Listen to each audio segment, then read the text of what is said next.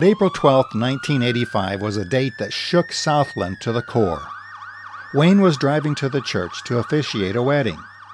According to police, a young man was traveling north on Harrodsburg Road when he swerved onto the shoulder to avoid a vehicle that was turning from Military Pike. The young man then lost control of his car, came back onto the road, and crossed the center line. His car sideswiped another car, then slammed head-on into Wayne's car. It was a horrible scene. Wayne had suffered multiple injuries, including broken bones and severe cuts.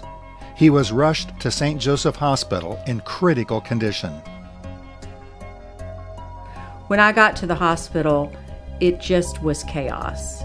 There were just so many people there, and I think the TV stations had already heard and were coming in. And I just remember I saw an elder from the church, and of course I was crying, and he grabbed me and took me through all the people and, got me back to where Dad was. And I just remember it being very, very serious. When I got to the hospital, and I was still kind of in shock because, your dad's invincible up to that point.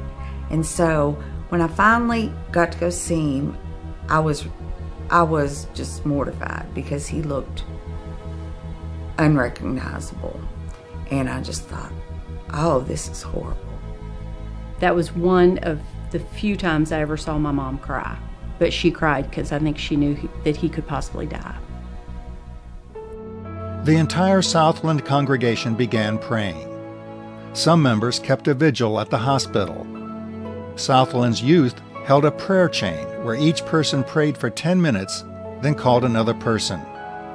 This went on throughout the night. Church volunteers manned 3 phones to answer calls from ministers from as far away as California. Wayne received cards from 2,300 well-wishers from all around the nation. Slowly but surely, Wayne began to heal. Eventually, he made a full recovery and was back at the pulpit preaching about the gospel and, of course, telling jokes.